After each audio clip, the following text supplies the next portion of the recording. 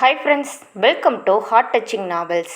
உங்கள் செவிகளுக்கு இதமான காதல் கதைகளை கேட்டுணர நம்ம ஹார்ட் டச்சிங் நாவல்ஸ் சேனலை சப்ஸ்கிரைப் பண்ணிக்கோங்க. இப்போ வாங்க கதைக்குள்ளே போகலாம். என் உயிர் காதலே எபிசோட் 10. காயத்ரி, காயத்ரி என்று கர்ஜித்தபடியே வீட்டுக்குள் நுழைந்தார் லிங்கேஸ்வரன். என்னங்க, என்ன ஆச்சு? சத்தம் கேட்டு பதறியபடி ஹாலுக்கு வந்த காயத்ரி கணவனின் கோபத்தை பார்த்து கலக்கம் கொள்ள, மனைவியை பார்த்து முறைத்தவர், உன் மகன் எங்க என்று கோபமாக கேட்க, அவன் மேலே இருக்கான், என்ன விஷயம் என்று அவர் பதில் சொல்லி கொண்டிருக்கும் பொழுதே கையில் பெட்டியுடன் கீழே இறங்கி வந்தான் நிதர்சன். சத்தம் கேட்டு திரும்பி பார்த்த காயத்ரி பதறியபடி மகன் அருகில் சென்றவர், என்ன இது, சொல்லாம கொள்ளாம எங்க கிளம்பிட்ட? தவிப்புடன் கேட்கவும், இனிமே என்னால் இங்கே இருக்க முடியாதுமா, நான் சென்னைக்கு போகிறேன் என்று நிதர்சன் பதில் சொல்ல, லிங்கேஸ்வரனோ என்ன இது என்று கோபத்துடன் கூறியவர் தன் கையில் வைத்திருந்த ஸ்டாம்ப் பத்திரத்தின் நகலை காட்ட, என்ன நடக்கிறது என்று குழம்பி போனார் காயத்ரி. மனைவியின் முகத்தில் தெரிந்த குழப்பத்தை பார்த்தவர், எங்கள் அப்பாவோட சொத்துக்கும் எனக்கும் எந்த சம்பந்தமும் இல்லை, அவரோட சொத்து எனக்கு வேண்டாம்னு உன் மகன் வக்கீலை வச்சு பத்திரம் எழுதி கோர்ட்டில் பதிவு செஞ்சிருக்கான் என்று கோபமாக கூறினார். நேற்றைய கனவிற்கு பிறகு ஒரு முடிவுடன் தூங்கி போனவன் காலையில் விடிந்ததுமே கிளம்பி தங்கள் குடும்ப வக்கீலின் வீட்டிற்கு சென்றவன் விஷயத்தை கூறி பத்திரத்தை தயார் செய்து தரும்படி கூற, அவரோ வேண்டாம் என்று எவ்வளவோ தடுத்தும் தன் எண்ணத்தில் உறுதியாக இருந்த நிதர்சன், ஸ்டாம்ப் பத்திரத்தில் இன்னார் மகனாகிய நான் தன் தந்தையின் சொத்தில் தனக்கு எந்த பங்கும் வேண்டாம் என்று எழுதி கோர்ட்டிற்கு சென்று பதிவு செய்துவிட்டு வீட்டிற்கு வந்தவன் சென்னைக்கு கிளம்புவதற்காக எல்லாவற்றையும் எடுத்துக்கொண்டவன் இனி சென்னையில் வேலை பார்த்து கொண்டு அங்கேயே இருந்து விடுவது என்று முடிவு செய்திருந்தான். லிங்கேஸ்வரன் சொன்னதை கேட்டு அதிர்ந்து போன காயத்ரி, என்ன இது, ஏன் இப்படி செஞ்ச? எங்களுக்கு இருக்கிறது ஒரே பிள்ளை நீதானே, நீ இப்படி செஞ்சா என்னையா அர்த்தம் என்று கூறியபடி கண்கலங்க, நிதர்சனும் அதை பற்றி பேச்சை எடுக்காமல் கிளம்புவதில் கவனமாக இருக்க, நான் சொல்றதை கேளு, அம்மாவை நினைச்சு பாரு, என் பிள்ளை என் கூட இருக்கணும்னு அம்மா எனக்கு ஆசை இருக்காதா? படிப்புன்னு எத்தனை வருஷம் மெட்ராஸில் இருந்துட்டு இப்போ தான் ஊருக்கு வந்திருக்க, இப்போ மறுபடியும் அங்கே போகிறேன்னு சொன்னால் என்ன அர்த்தம்? எதானாலும் இங்கிருந்தே பண்ணு, ஆனால் என்னை விட்டு போகாத என்று அவர் கண்ணீர் வடிக்க, அம்மா என்னம்மா இது என்று சங்கடப்பட்டான் நிதர்சன். ஆனால் காயத்ரியோ பேசி பேசியே நிதர்சனின் மனதை மாற்றியவர் அவனை அங்கேயே இருக்க சொல்ல, ஒரு வழியாக சம்மதம் சொன்ன நிதர்சன், உனக்காக இந்த ஊரில் இருக்கேம்மா, ஆனால் இந்த வீட்டில் மட்டும் இருக்க சொல்லாத, நான் நம்ம தாத்தா உனக்கு கொடுத்த வீட்டில் தங்கி இருக்கேன், திருநெல்வேலியில் ஒரு கம்பெனியில் வேலைக்கு சொல்லி வச்சிருக்கேன், அதை பார்த்துட்டு அங்கேயே இருந்துக்கிறேன் என்று கூற, ஒரு மனதாக சரி என்று சொன்ன நிதர்சனின் தாய் அந்த பத்திரத்தை ரத்து செய்யும்படி கேட்க, நிதர்சனும் திட்டவட்டமாக மறுத்துவிட்டான். உனக்காக இந்த ஊர்ல இருக்கேம்மா, அவ்வளவுதான், ஆனா பத்திரத்தை எல்லாம் திருப்பி வாங்க மாட்டேன், மறுபடியும் இதை பத்தி பேசுனா அப்புறம் இந்த பக்கமே வரமாட்டேன் சொல்லிட்டேன் என்று உறுதியாக அவன் சொல்லிவிட, அப்போதைக்கு சரி என்றார் நிதர்சனின் தாய்.